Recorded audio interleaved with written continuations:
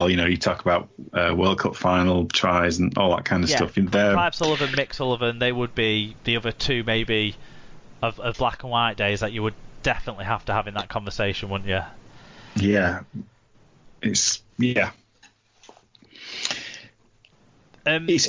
I think every player I'd kind of mentally made a note of has kind of been mentioned to some extent. I don't think there's much more we can say that people don't already say about Bevan, Van Vollenhoven and Boston. There's other than these are people who've got statues outside grounds. They've got stands named after them. These are iconic rugby league names. Especially Boston in Wigan and Bevan in Warrington. Absolutely. So there's not much more we can say about those, Al, is there? So who else do you want to talk about?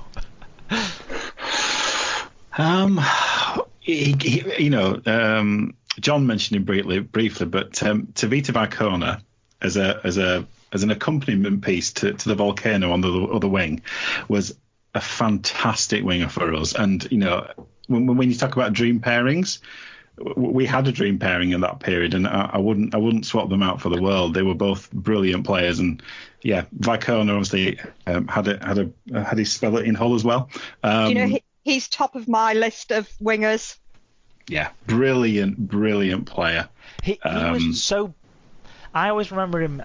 Maybe so brave is not the right way to say it, but he was the first winger that I noticed that the main part of his game seemed to be returning kicks. Yeah, no regard for personal safety. Jason Robinson did it a bit, and more so towards the end of his time at Wigan than the start of his time at Wigan. He'd kind of find himself picking the ball up at dummy half and running into the middle of the pitch. But Vaikona was just so fearless in the way he smashed into big blokes when he was carrying the ball back. Yeah. Well, he was hardly a small bloke, but yeah, no, he as a pairing, I mean, what two players they were for us at that period. I have to, of all the players of today, my kind of choice as best winger in Super League right now is Tommy Makinson, and that's linked to what you were just saying about that ability to bring the ball back. His ability to hit the line as somebody who isn't the biggest framed guy, to me kind of marks him slightly above other great finishers in the league. So for me, Makinson's probably the greatest winger we've got knocking around Super League as we speak. Yeah, I'll add to that I agree. I think that is that not since Jerry, because I think it was Jerry up to a few years ago. Obviously his powers have waned with the injuries and stuff, but Jerry had a couple of great years, especially the 2017 World Cup as well. But for me, Makinson scores great tries of all sorts of tries. I don't think I've seen Jerry score that many real spectacular diving efforts where he only had a blade of grass to hit and he hit it. And he scored different types of that. I mean, the try he scored against Wigan, Makinson, where he took the ball over his head and kind of managed to just stay in touch and just keep his balance enough to get the ball down in the corner, was every bit as acrobatic as the ones where he actually dives to put the ball down. And then there was that try against Hull at the Magic weekend where he came from his own half and ran round everyone. So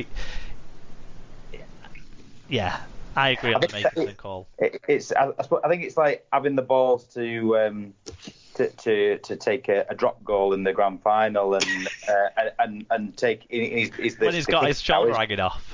And he's those in period Pat Richards has been mentioned a lot by a few people who've not sort of taken it on yet. I'm guessing you must have a sermon about him later on, but it's similar sort of a character like that those clutch moments you can sort of rely on him definitely, and Makinson sort of falls into that category definitely.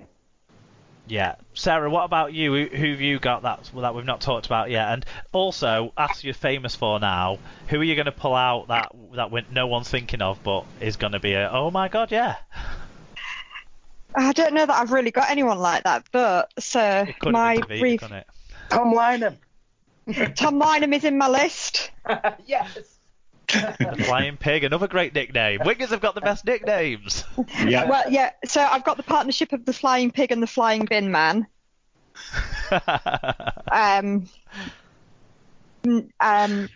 Paul Eastwood was one of the he was one of the first wingers I was aware of.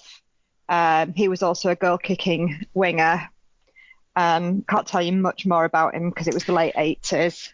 I actually Paul did a quiz Go that someone tagged us in on Twitter and I retweeted it, and he's one of the answers on this quiz, and I'd never heard of him until I took that quiz this afternoon. Yeah, see, Paul Eastwood, to me, the name rings a bell for me from him playing for Great Britain. Yes, he was a Great Britain winger. I wasn't watching League regularly at that point, but I do remember watching him play for Great Britain and being very impressed with him as a player. So yeah. So there you go. Who else have I got? I've got Vi Kerner, who I think he set the record number of tries to be scored by Hull in our promotion season of '97, and then went to Bradford. My reason for the hesitation was there was a lot of scandal, not about him, but because it was when David Lloyd was running the club and Tim Wilby. And so there's lots of bad feeling about how he went. He scored 97 tries in one season. No, he played for us in '97. Right, yeah. That's what you got me confused on. He scored a record number of tries in '97. I just said record number of tries, and that's at 97. I was like, what? How did I not hear about this? Oh, wait. I've just made it up now. He's a really nice bloke, actually, but was very embarrassed to find out that I used to watch him play rugby, which was slightly odd because, it wasn't like I'd just gone down and watched him on his own. But anyway. Who else? Did you look at him like Dr. Bob looks at Ryan Hall? Is that why it was awkward? No, because I was actually chatting to his wife, really. And then the next week she's like, he's so embarrassed about the fact that you used to watch him play. I was like, well, there were several thousand people watching him play. It wasn't like I was stalking him. Oh, dear. But, Tom Briscoe, simply for the tackle he put on Peter Fox when Rovers thought they'd won that derby, and Briscoe sent him into touch. And then the only other one I've put down, who hasn't been mentioned, is Brian Carney, who came and played for us in 2000. Yeah, he was one of the ones you sort of lifted from Gateshead, weren't he, really? We didn't really lift him. We just, acquired him with the club. Yeah. Yeah, and, he was a fast player, and I think because of the dross we'd seen over the last few years, it was a complete revelation to actually have a player with a bit of speed, decent hands, could score tries and things like that. Tenacious is what I always thought about Brian Carney as well. I always thought he never gave up on any play, either with or without the ball. If it was a scoot from dummy half or a run to try and score a try in the corner or trying to stop a player making a break or get around him, he was so tenacious. And he actually did pretty well in his year in Australia as well. I don't think he'll have gone down negatively over there for the same sort of spirit. I think the tenacity, that sort of nature of him. Yeah, he was a good player. I think at Wigan I've had the luxury of seeing a lot of very good wingers, and I'm not. And the ugliest player ever to play rugby league, Brett Dallas. Yeah. So we're not going to talk. I'm not going to talk about all the very good wingers, and we've had a plethora of very good wingers in the recent past as well at Wigan. Very lucky to have had. So I'm just going to talk about. Let me just remember how many it is. Yeah, four in particular. So Jason Robinson, for me, was so electric, so exciting. When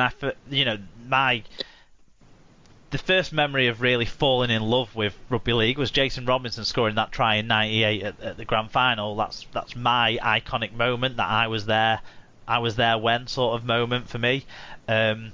So Jason Robinson really gets that accolade for me. And then Brett Dallas was the guy that followed him in my mind at Wigan. I know they played a season together, but Brett Dallas was so fast, and he was a winger who'd take the opposition winger out on the outside. And when you'd started to see other teams starting to play wingers that were a bit more physical, maybe like the Bradford pairing and that sort of stuff, when you see a guy who just pure speed take him on the outside, I used to love that about him.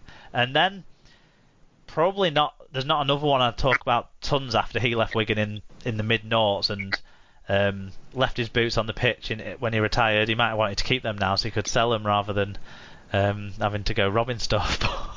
But it's a shame what's happened to Brett Dallas in recent years. It really is. But yeah, then the next one would be Pat Richards. Pat Richards' first year at Wigan, he got given the number 3 shirt even though he'd not really played much centre in the NRL, and he was appalling.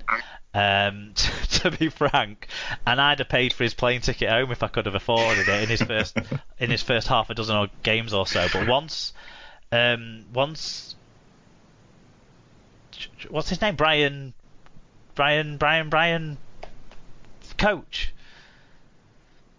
Brian Noble. Once Brian Noble came in, he started to put him on the wing and playing a bit at fullback when was needed and that sort of stuff, and it seemed to boost his confidence. And then by the 2010 season, he won his Man of Steel that year. He was absolutely imperious, and his kicking was every bit as great as his wing play.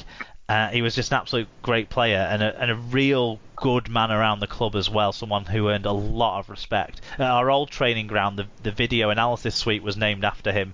I think the new training ground, it's named after Sean O'Loughlin. But yeah, absolute legend at the club, so massively hero him. And then Josh Charnley, we might as well kind of go full circle and end where we started a little bit with Josh Charnley. But when Josh Charnley came into the side, he just had something a bit different to what I'd seen in recent times, and it was that like ability to power over and finish in the corner. But he just scored so many tries. He scored 162 tries in 171 games for Wigan. It speaks for itself. Yeah, it's phenomenal that in the modern game as well. Yeah, 8 tries in 7 games for England. I kind of think because he had a lull at Wigan, then went to Union, maybe his international career kind of fell by the wayside, didn't it? But yeah, and because Jerry came in that position, and Bennett only wanted one winger for that position in the squad. But yeah, he was I think he's been really unlucky to miss out. Yeah, he scored a lot of different tries, but it was mostly his opportunistic landing on the ball tries. But there was a try he scored I'm pretty sure it was in a derby game. He took a kick, like loose ball, and just ran right through everyone.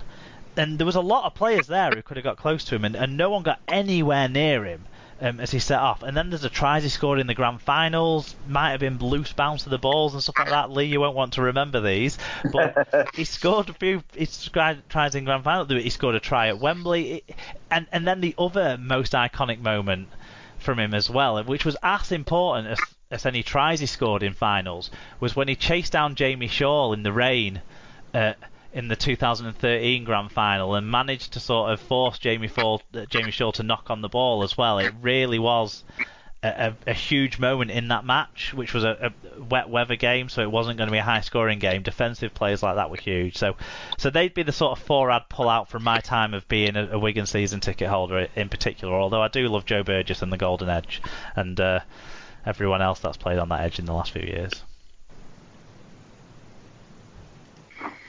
Yeah, I have to say, Jason Robinson, particularly for me, when I thought about this, about opposition players who when I went to games I was really scared of, he's a player that his ability to this pace off the mark and his ability to find a gap was second to none. So for me, yeah, we talked about him a lot, but for me, Jason Robinson is probably the best opposition winger I've ever seen in the flesh. I think that's my Vainicolo in a way, the guy I was the most scared of. Do you know, Vinocola scared me until the day that Richard Whiting tackled him and put him in